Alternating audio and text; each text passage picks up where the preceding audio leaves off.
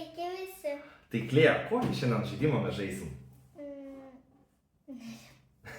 Nežinai, akmens amžius vadinasi šitas žaidimas ir iš tikrųjų čia yra vaikų versija. Tai šiandien šis žaidimas yra skirtas žaisti nuo 5 metų, bet tikrai žinome, kad galima žaisti ir su 3-mečiais, ir su 4-mečiais, ir su 5-mečiais, ir netgi su 7-mečiais. Žaidimas yra labai paprastas, tai yra vaikiška žaidimo Stone Age versija skirta būtent vaikams. Labai graži. Mes su Klėja ją atžaidę N kartų, taip? Pas mus yra vokiška versija, lietuviškos nežinau, ar iš viso įmanoma gauti, anglišką tikrai galima gauti versiją. Mūsų šita versija yra vokiška, tačiau nėra skirtumo, kokią versiją gausit, vokišką, lenkišką, lietuvišką, anglišką, vien dėl to, kad žaidime nėra jokio teksto. Tad atsispausdinam taisyklės, bet kurią kalbą, kurią suprantame, kurią galime išmokti taisyklės, ar šiuo atveju tiesiog pažiūrime šitą video ir žinote, kaip žaisti šį žaidimą, o pačiame žaidime nėra jokio teksto, taip? Todėl net mažiausi vaikai gali labai suprantamai vienas kitam paaiškinti ir žaisti. Tai Klėja, parašym žaidimą ir tada bandysim sužaisti porą raundų, taip?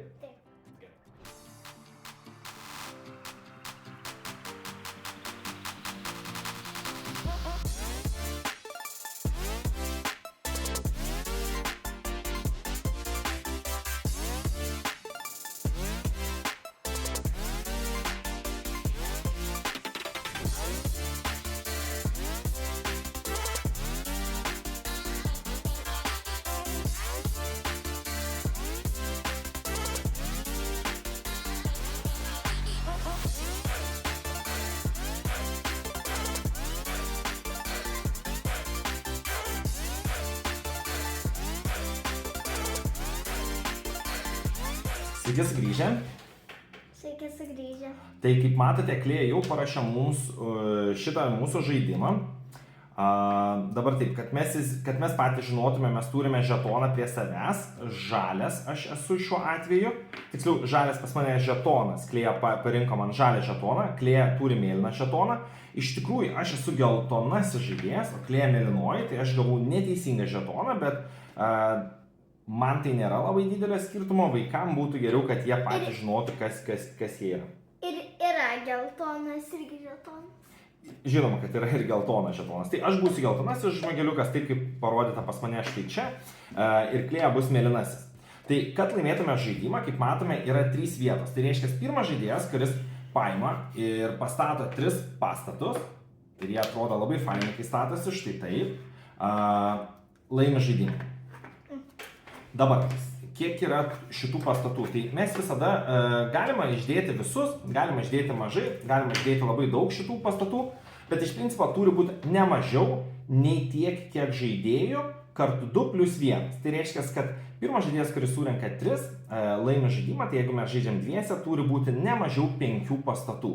Reiškia, kad jei mes ir kartu su Klėja pastatytume Klėja aš, tai trečią pastatą tik vienas kažkuris spėsime pastatyti ir tada bus taip, kad baigėsi žaidimas ir laimi. Aišku, būtų geriau, kad uždėtumėt, jeigu tarkim dviese žaidžiam, tai kad mes turėtume visada bent 3 pasirinkimus.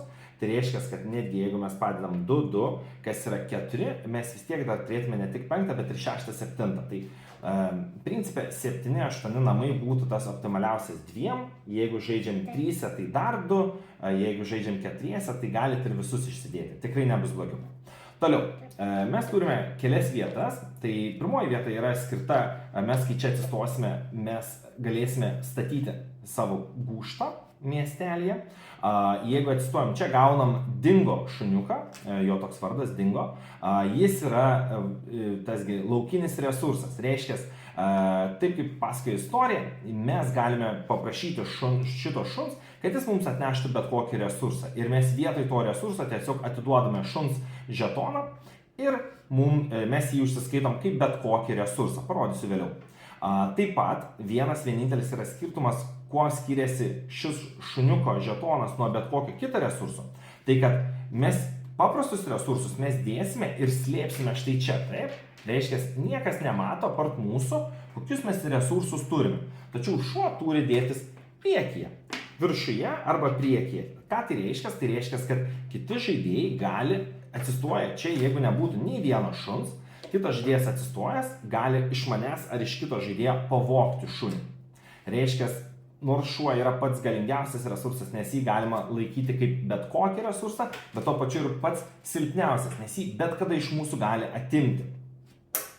Kaip žaidimas vyksta? Aišku, nepaminėjau, čia yra paprasčiausiai skirtingi resursai. Tai turime mamuto iltis, turime uogas, turime puodines iš molio, žiestas, turime antgalius, iečių, turime žuvį ir turime... turgų. Ir ką mes turgui darome?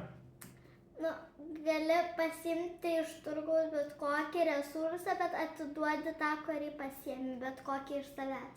Taip, tai vadinasi, kad jeigu mes atsistojam į turgų, mes žinom, kas čia yra, tai galim pasirinkti iš esamos pasiūlos bet kurį resursą ir bet kokį kitą resursą mes turime padėti. Taip? Taip. Tai Klėja, o kaip mes judame po šitą lentą? Kaip mes keliaujame?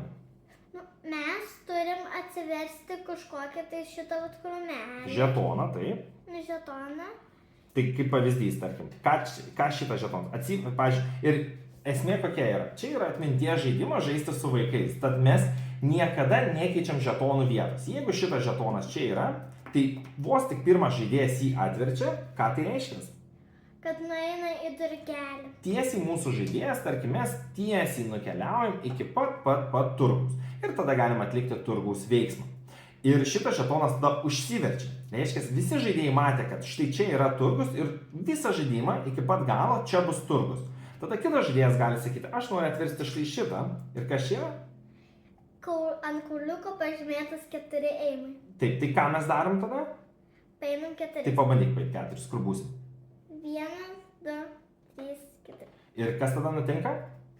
Gali pasimti, jeigu nori vazą. Taip. Ir dar, kai ateini, nebūtinai galim pasimti. Labai teisingai pasakei. Imti nebūtina, nors visada patartina, tačiau jeigu mes taip nutiktų, kad ateiname čia ir nebėra vazos, na tai reiškia, vazų nebėra šiuo metu ir mes daugiau jų negauname.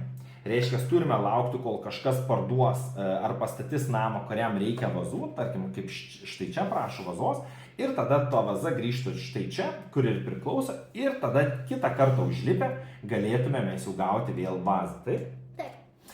Na ką, tai čia žinokit, mėly žiūrovai, čia yra visos mūsų taisyklės. Daugiau taisyklių šiame žaidime nėra.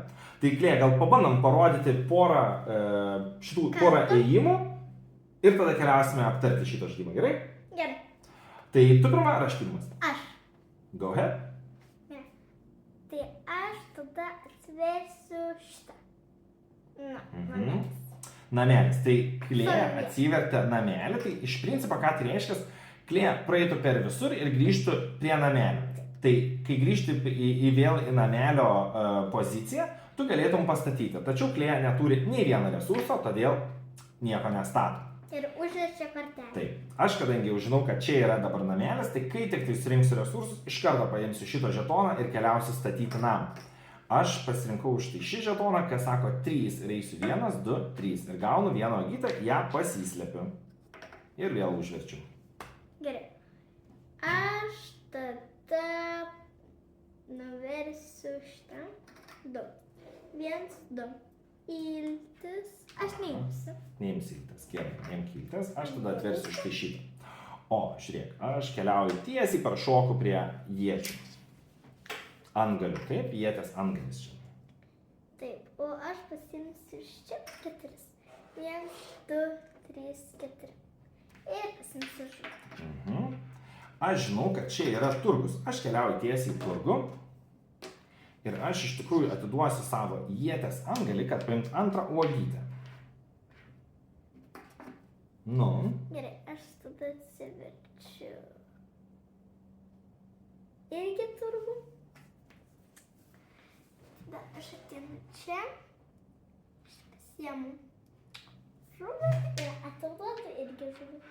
Tai Klėja žuvim. Taip. Čia yra labai geras pavyzdys, kodėl Klėjai iš tikrųjų reikėjo pasiimti iltį, nes jeigu Klėja būtų pasiemusi iltį, dabar jin galėtų išnaudoti šitą iltį, kad pasimtų antrą žuvį ir tokiu atveju, mano dabar eilė, aš pasirenku, kad keliaučiau štai čia ir statyčiau namą ir aš turiu 2 uogytės, aš jas grąžinu čia, tai kadangi čia uogyčių turguje nebėra, dabar visos uogos grįžo atgal į mišką. Tačiau aš paimu ir pasistatau savo pirmąjį namelį. Ir dabar jau visai kitas yra namelis su kitokiais poreikiais žmonių, kad jie ateitų pas tave į kaimą gyventi. Tai Klė, kadangi dabar mes, tarkime, tu turi 2 žuvis, tai Klė nieko nelaukdama. Jo, bet mes galime įsivaizduoti, kad tu padėjai antrą, kad jeigu būtum pasiemus, būtum antrą padėjus, taip? Tai tokiu atveju tu gali irgi daryti lygiai taip pat, ką ir aš darau, taip? Atsiversti namelio pirkimo žetoną. Taip, Klė nukeliauja. Ir pas Klė taip pat ateina naujas gyventojas, kuriam reikėjo, kad prisikviestų tą gyventoją, reikėjo parodyti, kad Klėjos kaimelyje yra daug žuvies. Na ir dabar taip pat kaip ir su uogytėm, taip ir su žuvim, vietoj 3 žuvų mes jau turime upėje 4 žuvis. Ir automatiškai, kai prisikvieti vieną iš gyventojų naujų, tai atsiranda nauji poreikiai kitoms trobelėms, kad ateitų žmonės ir pasistatytų jas pas jus. Tai žaidimas taip ir vyksta iki tol, kol kažkas, kaip jau minėjau, surenka 3 trobelės ir tada iš karto baigėsi. Tas žaidėjas yra nugalėtojas.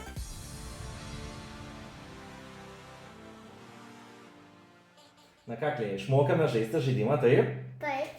Tai ką tu galvoji apie žaidimą? Man jisai patinka, bet verta tai gal 5, nes man nelabai patinka, nes man patinka komandiški žaidimai.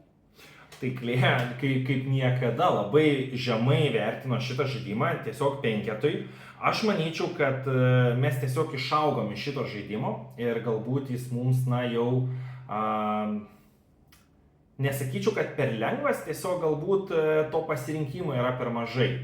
Ir pažaidus 1-2 kartus jau mes nebenorim 3 kartą jo trauktis.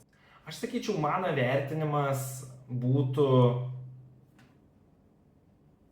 stiprus 7, galbūt link 8. Reikia suprasti, kada ir kaip žaisime mes šitą žaidimą. Tai yra nuostabus žaidimas žaisti su jaunaisiais mūsų draugais, taip?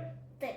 Tarkim, jeigu niekada vaikai nėra žaidę stalo žaidimų arba sunkiau yra išmokti naujas taisyklės, mes visi labai skirtingai mokomės taisyklės, mes labai skirtingai esame daug arba mažai žaidę žaidimų, taip? Taip. Ir Klėjai labai patinka komandiniai žaidimai, man irgi labai patinka komandiniai žaidimai, tuo tarpu mūsų mamai labai patinka competitive žaidimai, taip, kai jin gali rungtis ir rungtyniauti, kas daugiau surinks taškų, kas kurį greičiau ten nugalės ar kažkaip, taip? Taip.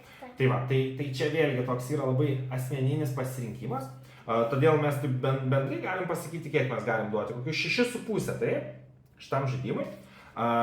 Tačiau reikėtų nepamiršti, kad tai yra nuostabaus grožio žaidimas.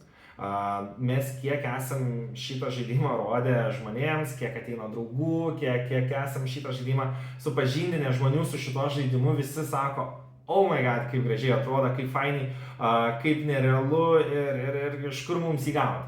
Nes jis tikras yra akių ant stalo toks saldainis. Visiškai išsideda daug spalvų, gražu, faina, greitos taisyklės, greitas žaidimas, kas man visada yra didžiulis pliusas. Kokybė komponentų yra visiškai nuostabi, aš manau, kad visi vaikiški žaidimai turėtų tokia būti medinės figūrėlės, mediniai visi komponentai ir tikrai labai stora kartono žetonai, lenta ir namai, viskas aukščiausiam lygyje. Mūsų jaunesnysis draugas, Klėjos brolis, jam dar 2 metų nėra, jis jau šitą žaidimą tik pamato, gauna rankas pridėti, jau jis dėlioja viską ir tik tai vieną detalę yra sulenkęs, kas yra labai gerai palyginus taip, kaip jis žaidžia vis dar. Tai tikrai galiu pasakyti, kad tinka su nuo labai ankstyvų metų, kylant iki pat, sakyčiau, kokių 6-7 metų. Vyresniam vaikam mes jau turim geresnių žaidimų ir įdomesnių, tačiau iki 7 metų tai yra puikus, nuostabus žaidimas. Dar turėčiau paminėti, kad mes turime dar kitokią versiją, kurios šiuo metu mes neturime namie ir iškeliavus į kitus namus. Tačiau yra dar Martinas, taip? Ten yra dar toks atminties žaidimas, labai labai mažas, su mamutu Martinu, būtent su tais mamučiukais. Ir ten reikia mamutą valgydinti skirtingais dalykais, ten irgi yra atminties žaidimas, dėl ko aš sakau apie jį, nes jį galima pridėti į šitą žaidimą ir padaryti šitą žaidimą dar šiek tiek biškai kompleksiškesnį. Tad tikrai yra mėsos, ką žaisti su šito žaidimu ir ką daryti. Tai tiek. Ačiū visiems žiūrėjusiems, kaip visada labai dėkojame už jūsų gerus žodžius ir už jūsų palaikymą ir iki susitikimo kitame video. Iki. Iki.